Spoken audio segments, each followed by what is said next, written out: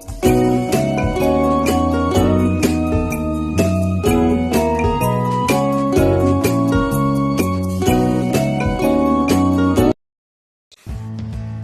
दोस्तों, मैं राजेश मलिक आपका फिर से स्वागत करता हूं अपने इस नई वीडियो के अंदर। दोस्तों, प्रगति के मार्ग पर बढ़ने के लिए, जीवन में सफलता के मार्ग पर निरंतर आगे बढ़ने के लिए हमें अहंकार को छोड़ने की आवश्यकता है।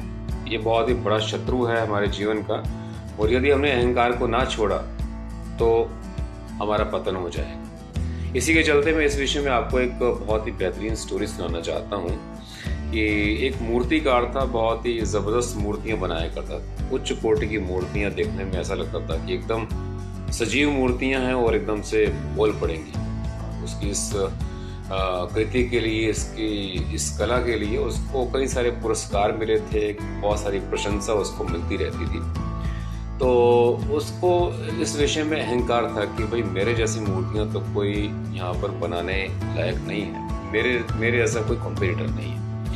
तो उसके इस अहंकार के चलते एक बार ऐसा हुआ कि एक बार महात्मा वहाँ पर निकल रहे थे तो मूर्तिकार को मिले, और मूर्तिकार को मिलकर उन्होंने बताया कि भाई ऐसा है कि अगले 2 या 3 दिन के अंदर तुम्हारी मृत्यु होने वाली है। तो पहले 2 दिन में अगर तुम कुछ अच्छा बनाना चाहते हो तो अपनी मूर्तियों को बना लीजिए, और तीसरे दिन तुम्हारी मृत्यु हो जाएगी। किसी भी समय यमदूत तुम्हें पकड़ कर ले जाएगा। इस बात से बहुत ही चिंता में पड़ गया वो मूर्तिकार, और उसने क्या किया कि उस 2 दिन के अंदर बहुत ही सुंदर 10 एक तरह की पुरुष मूर्तियां बनाई, यानी कि अपनी शक्ल से मिलती हुई 10 एकदम मिलती जुलती उसने मूर्तियां बनाई। और तीसरे दिन वो 10 मूर्तियों को एक साथ खड़ा कर दिया उसने, और उन्हीं के बीच में जाकर बैठ गया। यानी कि ऐसा लगता था कि मानो वो 11 मूर्तियां हैं। अब जब तीसरे दिन यमदूत उसे लेने आए तो इन सब मूर्तियों को देखकर बड़े हैरान हो गए कि भाई ये सही व्यक्ति कौन सा है जिसको हम लेने आए हैं। तो उस व्यक्ति का चयन ही नहीं कर पा रहे थे, क्योंकि मूर्तियां देखने में एक जैसी थी। अब व्यक्ति को ले तो कैसे लें, ये बहुत ही एक मुश्किल वाली बात थी। तो उनको ये ज्ञान था कि भाई एक महात्मा आए थे यहाँ पर, उन्होंने उस मूर्तिकार को बता दिया है, लेकिन अब व्यक्ति तो कैसे मिले हमें। और ये भी ज्ञान था कि इन्हीं के बीच में छुपा है वो मूर्तिकार। तो अब बहुत ही तकलीफ के अंदर अब कैसे ढूंढे उस व्यक्ति को। तो अगर मूर्तिकार के प्राण ना ले सके तो सृष्टि के नियम टूट जाएगा, और सत्य परखने के लिए अगर मूर्तियां तोड़ी गई तो कला का अपमान हो जाएगा।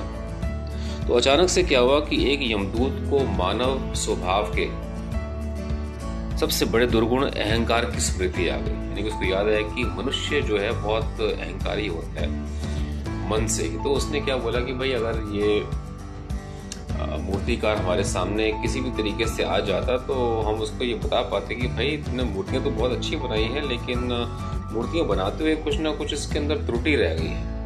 तो हम उसको अच्छे से गाइड कर पाते कि भाई इस त्रुटि को तुम किस तरीके से दूर कर सकते हो। तो ये जो मूर्तिकार था, वो जो अंदर छुप के बैठा हुआ था, वो जानता था कि भाई ऐसा तो हो ही नहीं सकता, क्योंकि मेरी तो प्रशंसा, मेरी तो तारीफ होती रही है हर जगह पर, मेरे काम के अंदर तो कभी त्रुटि रह ही नहीं सकती। तो ये सब बातें सुनकर उससे रहा नहीं गया, और वो एकदम से खड़ा हो गया कि भाई क्या कमी है मुझे बताओ। बस यमदूत ने उसका हाथ पकड़ा और बोला कि भाई बस यही कमी रह गई है, बस यही त्रुटि थी तुम्हारे अहंकार की, जिसने तुम्हारे विवेक बुद्धि को क्षीण कर दिया, और तुम यह नहीं समझ पाए कि भाई तुम तो एक मूर्ति के रूप में बनकर बैठे हो। तो दोस्तों, ये कहानी को बताने का एक प्रयोजन भी है, एक अभिप्राय भी है कि भाई जो पंच शत्रु हैं, काम, क्रोध, लोभ, मोह, अहंकार, उसके अंदर जो अहंकार है, जो ईगो है इंसान की, वो बहुत प्रबल है, बहुत ही प्रचंड है।